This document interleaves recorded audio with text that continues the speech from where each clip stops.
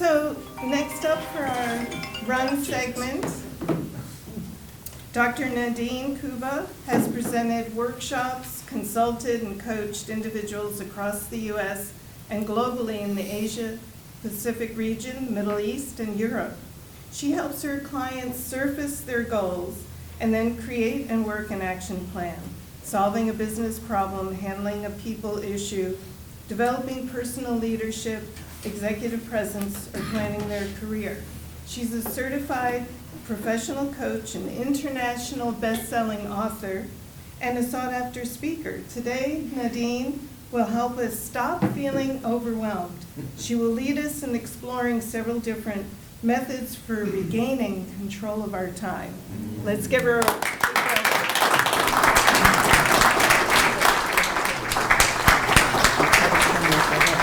close or not. So, welcome to all of you that are new to our meeting today. It's so good to see so many of you. I have a quick question for you. How many of you have blocked a day to work on your business in your office, and about 5 o'clock you looked around and you haven't gotten a thing done, and yet you were busy all day? Me too. Okay. So we have great intentions, however, not always fulfilling them. As Cynthia said, I do coach business leaders and executives, and one of the hot topics is time management and prioritizing. So what I'd like to do today is to share with you some of the different techniques I've used with my clients, but that they've found have been helpful for them.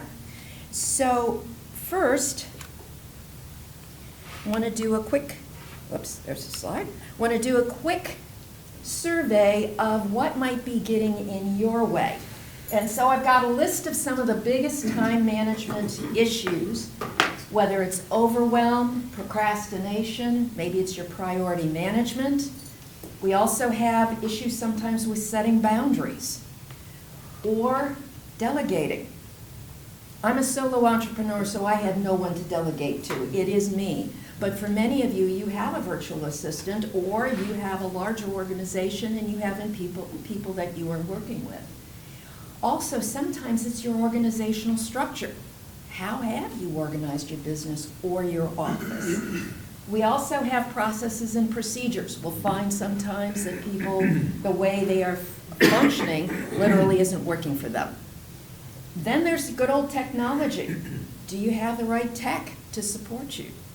The right internet server so you don't lose your Zoom call or lose your connection to the internet. Plus, what about those fires? There is a famous article in Harvard Business Review called "Who's Got the Monkey?" And it has to do with, if you work with others or clients, that they, their emergency is suddenly supposed to be yours, or you find out they just handed you a monkey and more things to do, and you're like, what? So there are those fires. Then there's yield interruptions. I don't know about you, but I almost have to silence my cell phone.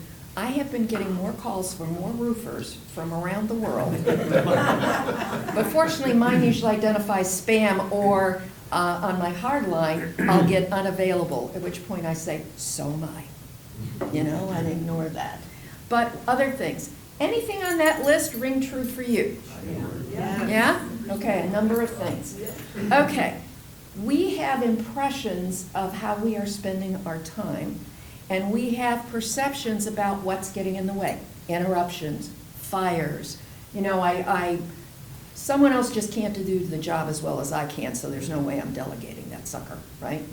So that moved a little bit. What I do with my clients is to find out actually how are you spending your time? Because we've got perceptions, but it's not necessarily reality. So I'll actually ask them for a week, should be 2, but most business leaders don't have the patience for it. I'll ask for 1 week to log your time in 15-minute increments. Because at the end of that week, you're going to be able to start to sort out how do I really spend my time? I think I spend it this way, but how am I really spending my time? And it means we're going to actually analyze that audit. And you're going to start looking for trends. Do I find myself trying to multitask? Many of you know I'm big on neuroscience. What I can tell you is brain research shows that every time you switch tasks, you're burning a lot of energy, and actually your brain burns more energy than the rest of your body. So every time you switch tasks, you're burning a lot of energy, plus you're losing time because your brain has to refocus. So we start getting some insights about, am I being interrupted a lot, or is it me interrupting myself? Oh geez, I better check for my email, or I've got a call coming in, and stopping. So let me share with you some of the things that I would suggest you do. Do an audit. Then you want to think about, how do I really want to spend my time? Ideally, what would a week look like for me? What processes might you need to put into place? What about the behaviors you might need to change? And then, how are you going to hold yourself accountable? We were talking about celebrating. This is something you can celebrate. If I start to use certain techniques, am I following through, and am I seeing some productivity results? Now, I've got several methods that I can share with you that different people use to start to manage some of the things they do. Not rocket science, but it's a different way of thinking sometimes about how am I going to organize my time. Yes, don't want to forget that. We all have limiting beliefs. As I mentioned, no one else can do it as well as I can. Or everything has to be perfect. Really, that memo you're writing, is that the great American novel? How much time do you need to really spend on the email? So anyway, in my slide deck, you're going to be able to see some of these, but literally, when I work with people, I have some worksheets, and we get down to doing some things like this, and this is where we're talking about, this is the main focus for the client, that this is what's really getting in my way. So, things that people have found useful. Something called the Pomodoro technique. It looks at doing 25-minute increments of task focus. It allows you to get something done, but you take a break, then you do another task for 25 minutes. And after 4 cycles, then you'd actually take an official break and allow your brain, to rest for a while. It enhances your productivity, it eliminates some distractions. Another thing is time blocking. Can you divide your day into some dedicated blocks of time? I got a major proposal to respond to a client on. I've got to write that proposal.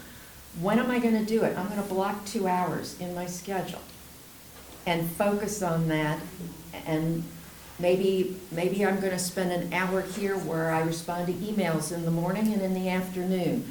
I return calls at certain times of the day so that I'm controlling where I spend my time. Another one, I have a to-do list, and personally that works really well for me. And I don't have a problem with prioritizing it, but I've had some clients who do have problems. This is called the Eisenhower Matrix, based after good old President Eisenhower. And what he looked at was prioritizing tasks on their importance and urgency. So if you've got a to-do list, you can then do your 2x2 box to look at which are urgent, important, not important. What are not urgent, but they're important, or they're not important. So it gives you a way of starting to manage that amount of stuff coming in without getting overwhelmed and helping you to focus. Something called getting things done. For those of you who like project management, this is for you. It's literally where you're organizing your tasks into lists, you're clarifying what are your next actions, and it allows you to literally keep working. What are the choke points and things that are going to happen? For others, They like the Pareto principle, the 80-20 rule. About 20% of what I need to do is the most important. So what you hear is these are different time management prioritization processes. Different ones work differently for people. So it's really, I'm giving you multiple things. You choose what's going to work best for you. Something called Eat That Frog. Many of you are aware of when you have your most energy based on your circadian rhythm. Sometimes it's in the morning. I happen to be more of a late afternoon person, but some people are evenings and some are nights. With the Eat the Frog, it's looking at what are the major tasks you need to do, then focus on doing them at those times when you've got your greatest energy. So for some people, that works for them. Many of you have done SMART goals. Again, time management technique that you can use is to really set specific, measurable, relevant, time-bound, and achievable goals. Okay. Not to-do list. How about looking through some of those things and just stopping it, crossing them off and going, no, I'm not going to do it. It helps you to minimize your distractions. We've got batching tasks, which is similar to time blocking, but batching tasks is literally deciding I'm going to do emails at this time or I'm going to return calls at this time. Is that you figure out what are some similar things, let me do them together and get them done that way. Also, for those of you who do have VAs or you do have employees, delegation. What things can you delegate so you can spend more time on those higher priority issues for you? And this is where our mental issues can get in our way about only me can do this, right? I'm the only one. Well, no, probably not. Figure out what you can give away. Also, allow extra time for the unexpected. Many of my clients find that they put an hour every day in their schedule or 3 days a week in their schedule so that they aren't overwhelmed. But what it allows them to do is if a client meeting gets canceled, they know they have 1 or 2, maybe 5 hours in that week that they could now hold that call and not wait for 3 weeks to reschedule a convenient time. Also, you got a brand new client that's coming in. When are you going to talk to them? So being able to put a little extra time, a buffer in your schedule, makes you not feel so overwhelmed. Like, oh God, I got to work another hour today because I got to get that in. And last one is clock out when you're done. I cannot tell you how many leaders I know that have kind of wrapped up the day and then it's like, oh, let me start on this. No.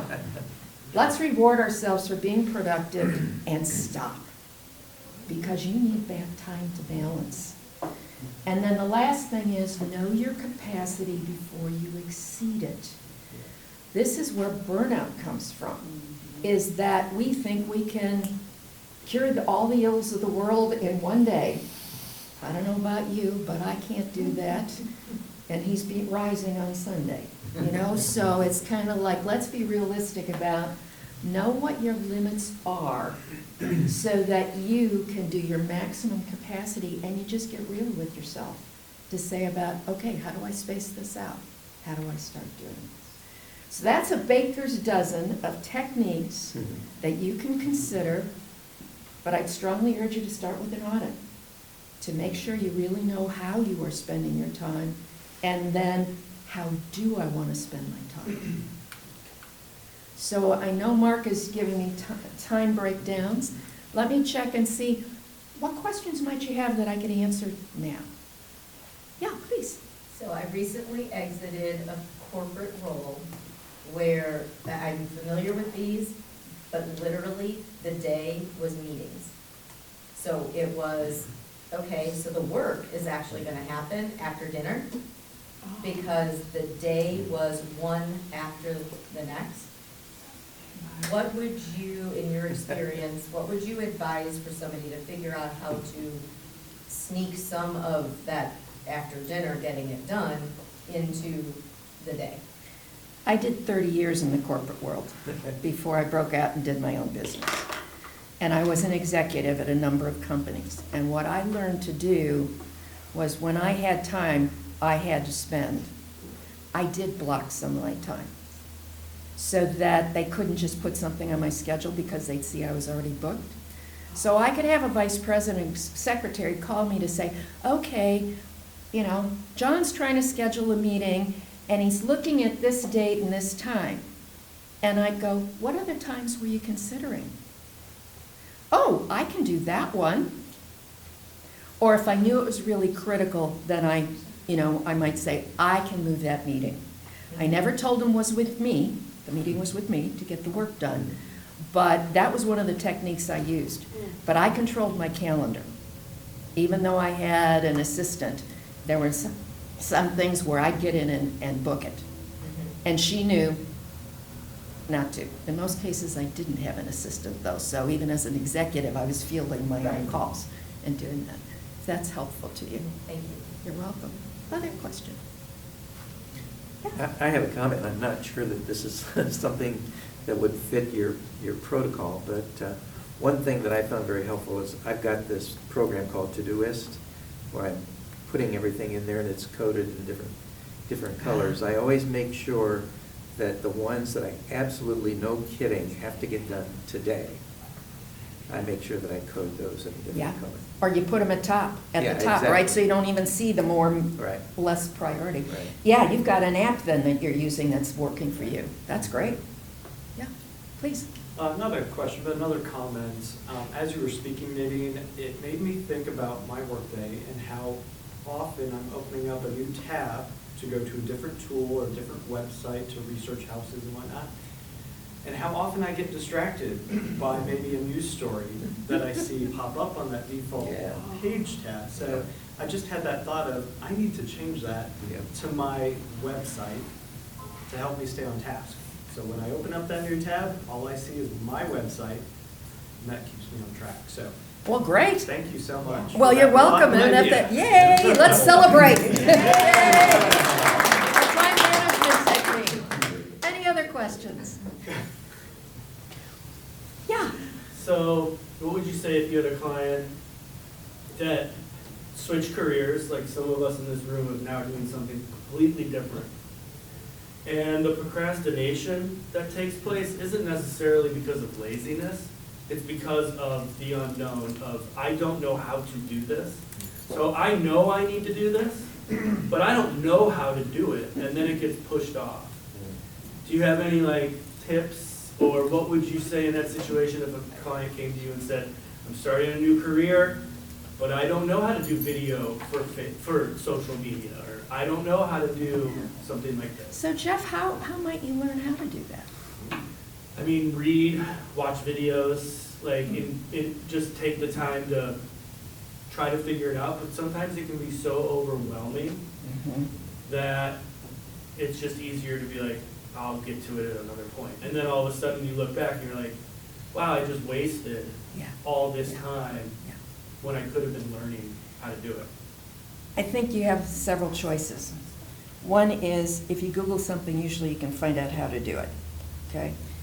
Another is, when you're in the job search mode, then networking is critical. Coming here is a great thing to do, and you already heard there's someone that works with a job hunters group, and I don't have the right name, it's the Job Seekers Garden Club. Job Seekers Garden It's a Club. nonprofit. I would suggest hooking into something like that to help you, because they can answer a lot of the questions you have and you don't waste time. So for anybody, whether you're job seeking or not, networking is critical sometimes. You make a connection who can make a connection for you so you can get an answer and you're not wasting your time.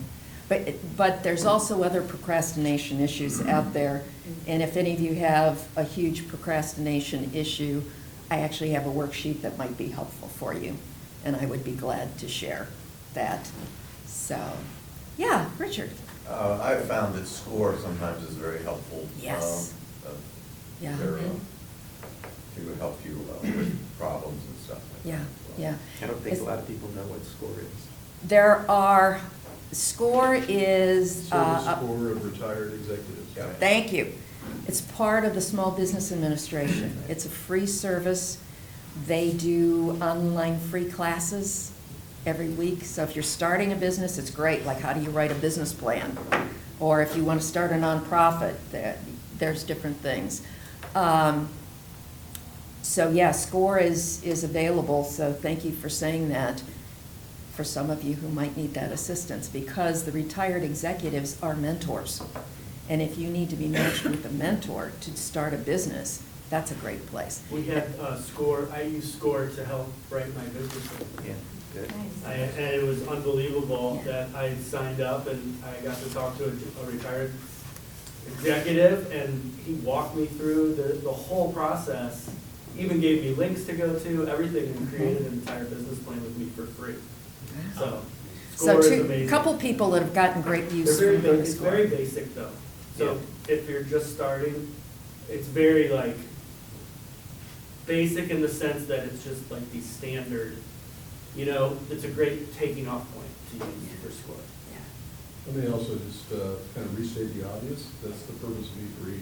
Yeah. We're here because as business owners, you know, we often do feel isolated. So we can come into an environment of other business owners and share our issues and our challenges. And very often we'll leave this room with more potential avenues than you even imagined were available. Thank you all for your time and your interaction. I Thank you. appreciate it.